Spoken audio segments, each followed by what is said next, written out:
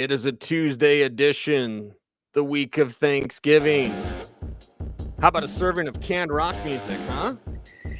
I don't know if I like the canned rock music as much as I like the canned cranberry sauce from Ocean Spray. By the way, I am very much a jellied cranberry sauce person, and I don't want cranberries or cranberry skin in the cranberry sauce. I just want it to be the jellied cranberry sauce to where when you pull it out of the can and it slides out, it looks fancy with those ridges. Like when I was a kid, I thought the cranberry sauce was the coolest thing because those ridges made it look formal, right? It was like magic. Yeah, it didn't occur to little Mace that, oh, it's just because it was in a can.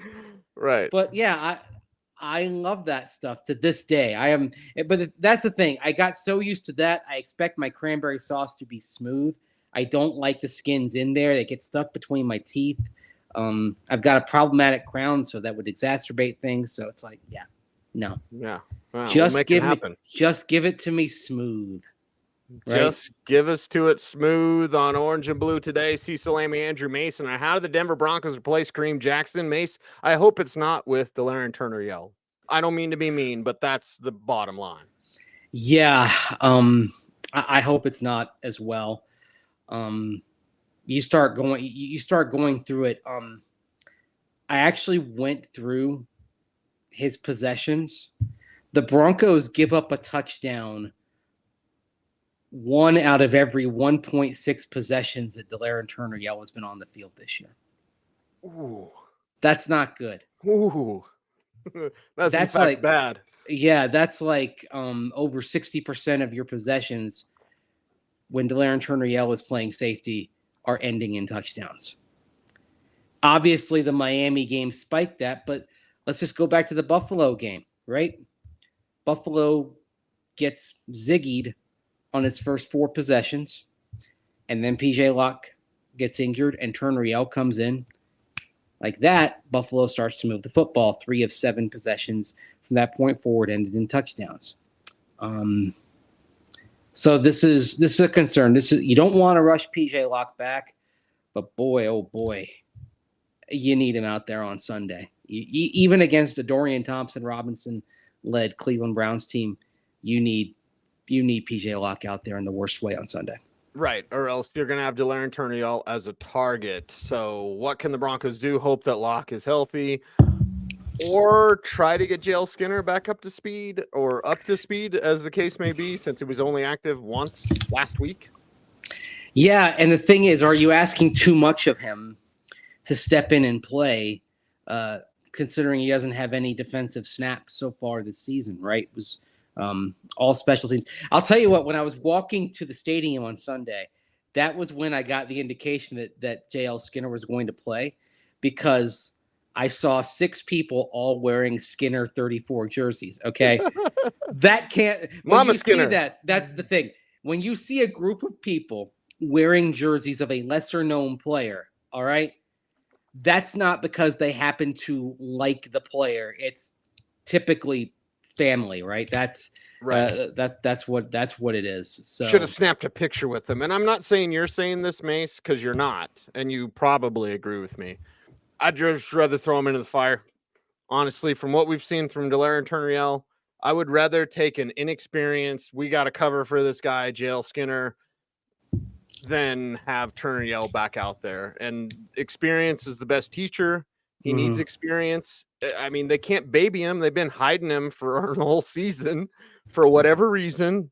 Maybe he's not as good as Delaren Turner Yell, which kind of scares me. But I would rather see it. And against a rookie quarterback, it'd be a nice time to test that. Is it a case of saying that no matter what Skinner does out there, it can't be worse? I mean, that is, I hate putting it in those terms. Your data kind of backs that up, right? I mean, and the film backs it up. I mean, if we go by the Pro Football Focus ratings, which I think are kind of, they're not always accurate, right? Like Pro Football Focus has Kareem Jackson with a higher grade this year than Justin Simmons. Not from what I'm watching. Okay. No. So no. We both have friends that work there, but I will say no. Yeah, I'm not sure about that. But here's the stat that I like their raw data, not their grades. Okay. Mm-hmm. So here's a stat that is just wow. When Turner Yell has been targeted, opposing quarterbacks are averaging a 158.3 passer rating against him. But that doesn't tell the whole story. The whole story is how he gets caught out of position. I mean, I would say look at the deep connection in Buffalo last Monday night, and you see him commit forward, get caught off guard. Next thing you know, you've got an explosive play on a pass down the left sideline for which he's out of position. Watch the communication issues, how they tend to multiply when he's out there. Now, can that get better over time? Yes, but to what degree will it improve? And if you threw Jil Skinner out there for a couple of games, where would he be after a couple of games, right? And so that's sort of the intriguing thing here. I do wonder, honestly, Cease, and I don't have the answer to this, if an injury or an ejection had taken place Sunday night, would Turner Yell have been the one to come in, or would it have been Jil Skinner? Right. That's worth asking. Well, and let's explain. 158.3 is a perfect passer rating. Yes. Mm-hmm. He's allowing a perfect passer rating when he's targeted, according to Pro Football Focus, as high as you can go. That is 5 receptions allowed for 115 yards and a touchdown. But that again doesn't reveal, some of the busts that have happened that are like, for example, some of the near misses that have happened when he there are near misses, and also what will happen sometimes is the safety won't be in the proper spot, and the cornerback will get that play graded against him. But really, it's on the safety. That's something we've seen multiple times when Turner Yell has been out there. And when the statistical grading comes out, it goes against somebody else. Well, yeah, the corner was supposed to have safety help that didn't arrive. And this all really began like what Miami went at him. I believe it was on the second or third play of that 70-point avalanche that they dropped on the Broncos. So, right. Yeah, Nate Albert says stats don't lie. Yeah, and you know what? Stats don't tell everything. They tell a lot, especially as someone like me. But they don't tell everything. But I always say this: the stats aren't being conjured up out of thin air. The PFF grades, some of them we don't have data for. It's like, okay, where are you coming up with this? But the raw numbers aren't being manufactured. They're there. Now, then it becomes a question of, okay, are they giving proper attribution? And that's where talking about how PFF gives him credit for 5 receptions against him for 115 yards and a touchdown. That doesn't tell everything, because the corners are getting docked as well, because they're being credited with the coverage when safety help was supposed to arrive and it never did. Right. So film doesn't lie. How about that? Yeah. Because the film shows he's not real good.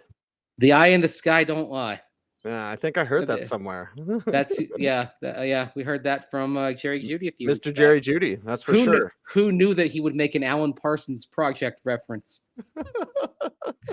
I thought that was a little bit before his time. Just a little bit. Tyler asked if this year's Broncos were comic book characters, who would they be? Guardians of the Galaxy, ragtag group, who could win in a dance-off. You know what I mean? They're not the Avengers, but the Chiefs didn't look like the Avengers last night. It would also play into making a 41-year-old song reference as well.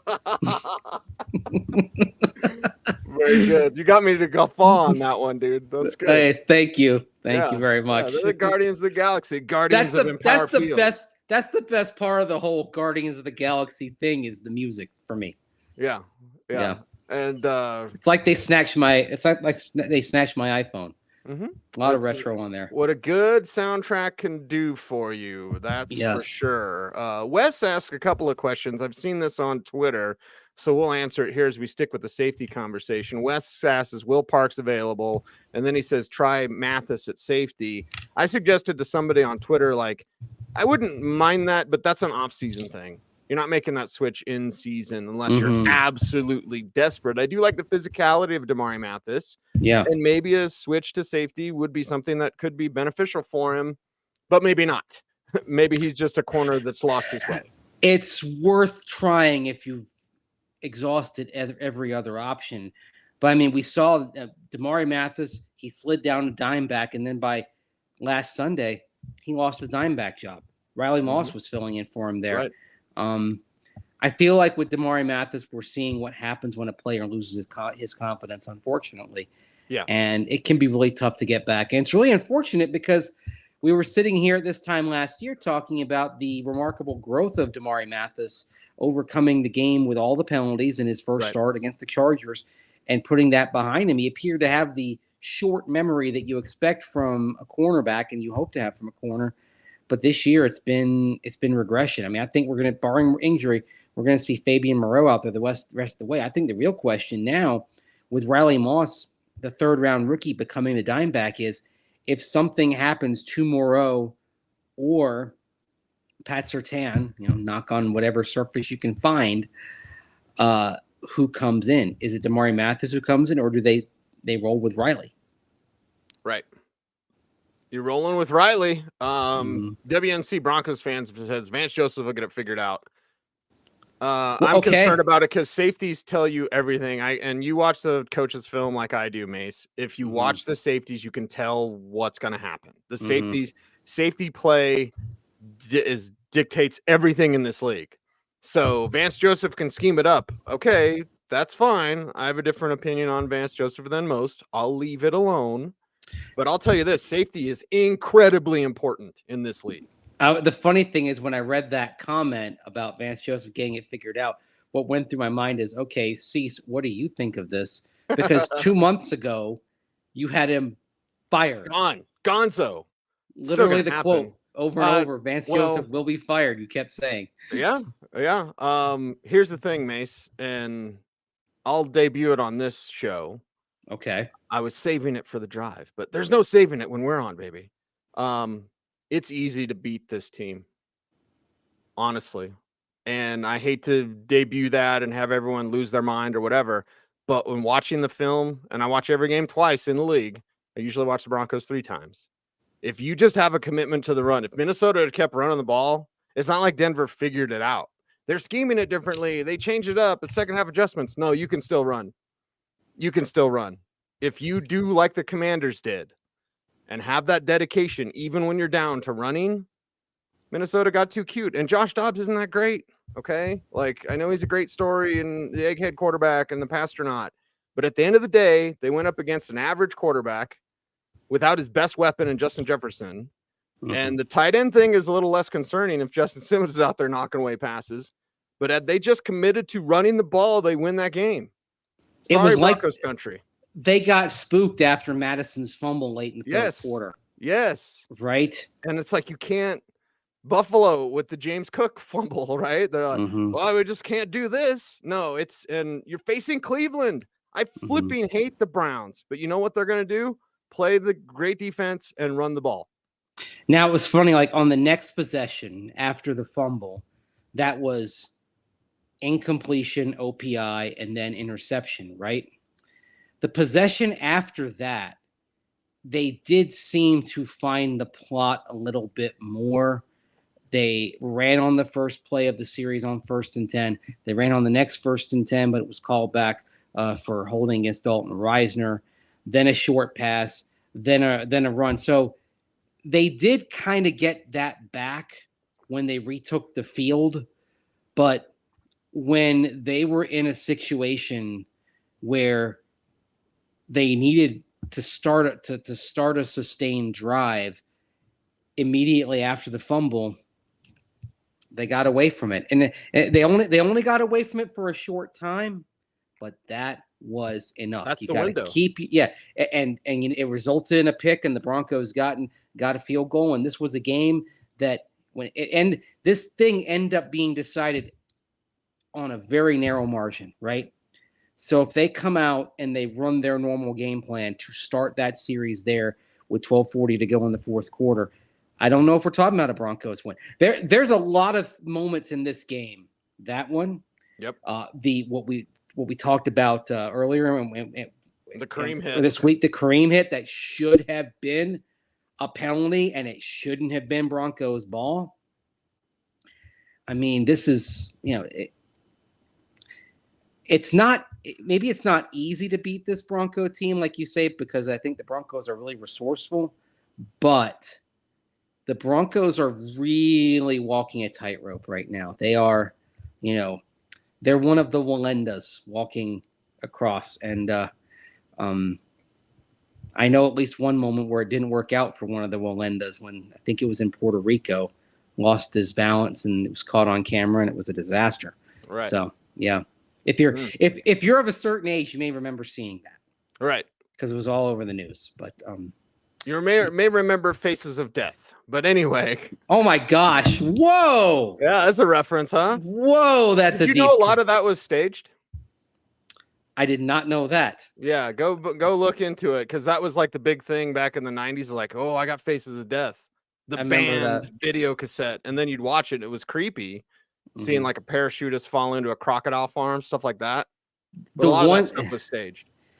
I think, correct me if I'm wrong, but there were like some car wrecks from races. Yeah. There was one that really stuck with me where I think it was on there where the guy where one of the race officials was running across the track and got. Yeah. And that was at some of it's not faked, obviously. At the Kyalami circuit in South Africa during an F1 race in '77. Yeah. Oh boy, this turned dark. This one took a turn, huh? Whoa. Well, I'll say this to kind of go back. But yeah, like people thought, like, oh, I remember a dude in my high school class. Oh yeah. Dude, I got Faces of Death. Like just right. Literally excited like that. I mean, it was like this really bizarre, morbid symbol thing. The guys that were super excited about Faces of Death, you're always like, why are you so excited about this? This is gross. Anyway, this person who was excited also was a practitioner of the art of social engineering. Okay. So okay, I thought you were going to say he's a major felon, is in prison right now. No, I think he turned out okay, although I haven't followed up with the dude in a long time. Yeah. I don't know. My goal was just to be the most famous person in my high school class. Okay. Class of '94, St. Petersburg High. I think I lead the class of '94 St. Petersburg High School in social media followers. And so there's Super Bowl rings. That's true. That's true. That's true. I'm doing all right for myself. Yeah. Back on my point about it being easy, I will say this: nothing's easy in this league. Okay, I want to be respectful to the game, respectful to the players, obviously. The plan is simple, though. And you're facing a team that simple's what they do. Hey, they got a rookie quarterback. Yeah, who doesn't need to throw? Yeah. You can run it all day on this team. It is a huge problem. Yeah, and as Sean Payton was saying, it's not the same issues exactly as it was earlier on in the season. And that's a concern. I'll tell you, I think it was Zach Seegers who put this on social media. Alex Singleton's numbers right now, his tackling numbers are horrible. He's leading the league in missed tackles. Yeah, it's bad. He's out of position a lot. Not only is he missing tackles, Mace, he's missing the opportunities to make tackles because he's a chase guy, and they're asking him to go downhill, and he doesn't do that. Yeah. Josie Jewell's having a much better season than Alex Singleton. Like, to the point where if I'm making my plan for future years, Josie's got an expiring contract. Alex Singleton, of course, re-upped in the offseason. But I'm thinking to myself, okay, maybe I'm actually going to see if I can extend Josie Jewell here and then figure something out with Singleton while you get Drew Sanders ready to come in there. Or maybe that becomes a position that's a low-key need as you head into the offseason. Right. He's not doing well right now. There's no doubt. This has been a tough season for him. He actually looks when I watch him now, it's like, okay, this is why Philadelphia didn't tender him. couple of years back, even though he led the team in tackles in back-to-back years. Right. But tackles as a stat can be very deceptive. Very much so. Mm-hmm. So we'll continue to watch that and continue to with great interest. Game with great interest, Senator Palpatine. Thank you. Always with great interest. This game is going to be interesting. This game might show some differences in the backfield. We got some Samaje Perine, glorious, beautiful bean footage, Mace. Which one do you want to start with? Because we had a pre-show conversation that should have been part of the show, but let's make it part of the show. Because I think it's fascinating. Let's start with that beautiful bean footage talking about the running back room as a whole. Here's Samaje Perine. All of us were prepared for what they do. That was a big emphasis this week. So I was just going in it like any other game. You know, we were all prepared for it. Jalil has to learn how to cut. Going against some of those big guys in the A gaps, you know, he's still learning about that. But you know, we all did a great job at protection. We all picked up blitzes when we were supposed to. And most importantly, we got the win. Jalil has to learn how to cut. Said with the laugh, but as you often say, jokes will have a little meaning to them. Behind every joke is usually an element of truth. Well, that's true. And Jalil, if there means more Samaje, we love Jalil. We talked about Jalil before anybody except Matt Waldman. Locally, we talked about Jalil before anybody. Dude, it's not working. If it means more Perine, less Jalil, whatever. It's a results-based business, and Perine gets you results. Right now he's getting more results than Javonte Williams, which is part of why you're seeing him out there in those close and late situations. This is 2 consecutive games that you've had a last-minute drive to try to win the game, and Samaje Perine was the primary back. Not Javonte Williams, not Jalil McLaughlin. Always say focus on what they do, not what they say. What the Broncos are doing is using Perine in those high leverage situations, which tells you how much they value him. And the other thing on Jalil McLaughlin, let's go back to him for a second here, or for a few seconds, is this. They're not doing him any favors with the fact that 70 or more percent of the time in the last 4 games, when he's been on the field, he's gotten the ball. Defenses understand this tendency and are playing to that tendency, expecting him to be the target or the recipient of the handoff when he checks in there. The Broncos have to, at least for a little bit, use him as a decoy to take advantage of that. Because right now, if you have a player who's getting the ball 70% of the time when they're out in the field, that's a tell. And if we know it, and I know we discussed this yesterday, if we know it, trust me, Jim Schwartz, working on the game plan in Cleveland on the defensive side, he knows it too. We have to ask Coach about this. I think you and I could in a respectful way, obviously. Yeah. But like, he has to know. He has to know. And like, if you know, change it. It's super easy. You run the play, Sean. Change it and use him as a decoy or something, or just use more Samaje. I'm okay with that. Samaje would likely like a larger role, and I wouldn't mind if we started the season. I told you this off air, Mace. I'll repeat myself. One of our first shows was who's RB1 in week 1. Well, who's RB1 in week 17? Is that Samaje? Because right now Javonte's 3.5 a carry and 3.9 on the season, and does only 1 carry of 20 yards or more. Yeah. So could you get more from Samaje as your starter? Either way, I like both of them. I think they're both very similar in what they do. Javonte might be a better receiver. Maybe Perine's a pretty good receiver, and they both run with some heft and authority. Well, let's just look at the last. Let's look at the last 5 weeks here, or at the last 5 games. All right. In the last 5 games, tell me how many carries Samaje Perine has. In the last 5 games? I'd say the number's 5. Correct. 5 carries, but he has 15 receptions, including 7 on Sunday. But that's only 4 touches a game if you break it down. I mean, if my math's right, please tell me my math's right. but look when they're happening. They're high value touches. High value. He's a closer. Yeah, that's what he is. I mean, if we're gonna make a baseball reference here, Javonte is your starter, Jaleel is your middle reliever, and Samaje is your closer, right? I mean, so he's in on that. He's in on that last drive, right? Let's go through that last drive really quick. The touchdown drive. Javonte, no gain to start the drive. 2 plays later, Perine for 7. That's it. That's a handoff. 2 plays after that, 10-yard pass to Perine. 1 play after that, 17-yard pass to Perine.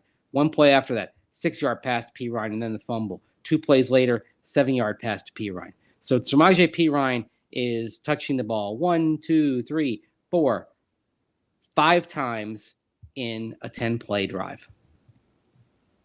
And that represented, of his 8 touches in the game, that represented 62.5% of his touches. All there at the end. That's closer right there. Yeah.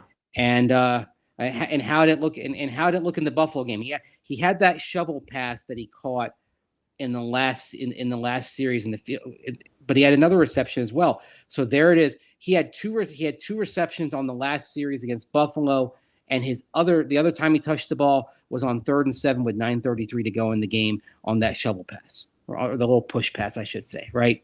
So 3 receptions for Samaje Perine, all in the last 10 minutes of the Buffalo game as well. He is their closer. Fresh, there's something to that. It's interesting. The fresh legs at the end, and Javonte Williams has become more of the starter. And when we say starter, we're not talking about in baseball like an ace who's got spectacular stuff. Javonte Williams right now, his last 3 games, he's averaged 3.1, 3.8, and 3.4 yards per carry. That's like a number 3 or number 4 starter, right? Like your middle to the back of the rotation guy. I have to get baseball in every show. I can't help myself. Every show, right? Every show, right. Got to get it in. And 90s references every show. Yes. or old music, or Star Wars. I mean, Star Wars. Mm-hmm. We're hitting all the items on the bingo card here, I think. Yeah. I don't think we need to make Faces of Death part of our regular bingo card, though. No, I think that's okay. We can live without that. Sean says, "Oh my gosh, it's football. Leave him alone." I think he means Sean Payton. No, I think it's a fascinating question. Coach, when Jaleel McLaughlin is on the field, he touches the ball roughly 75% of the time. Do you feel that's a tell for defenses out there? And would you do something to adjust that?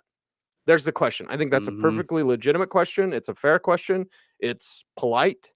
But it's fascinating from a football standpoint because Jim Schwartz is flipping good. He's great. And he's bringing the league's best defense to your house. Do you ask the question with a specific player name, or do you just ask it generically? I would do it specific player name.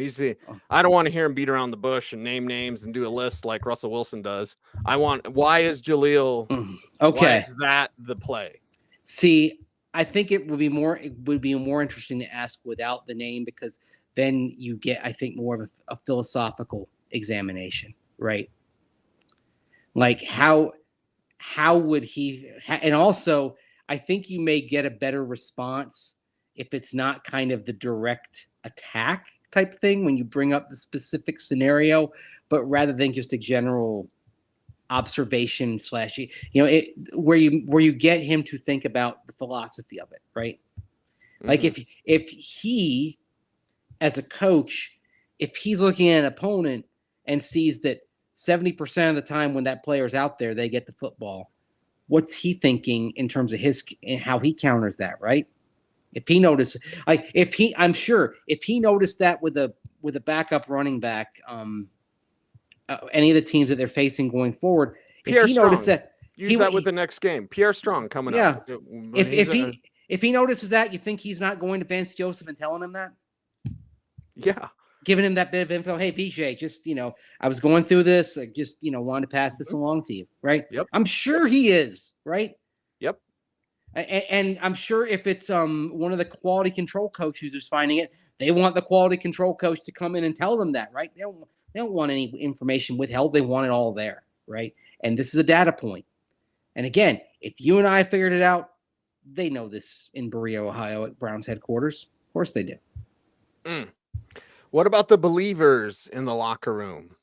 How about that beautiful bean footage of Samaje Perine talking about how this team is feeling themselves? I would say yes. I feel like just culture changing and finding guys that really believe, finding guys that's going to work regardless of the ups and downs. And both here in Cincinnati, we have those guys that had grit and that had passion for the game, even when it wasn't going our way. So, I feel like we have a locker room full of believers, and, we're making it happen. Powerful 32 seconds. Culture changing, locker room full of believers, grit. I love it all. This is why it's interesting to talk with players who came in from elsewhere about their perspective on it, especially successful programs. It's why Mike McGlinchey, I think, has some fascinating things to say about it, and we've shared those on this show.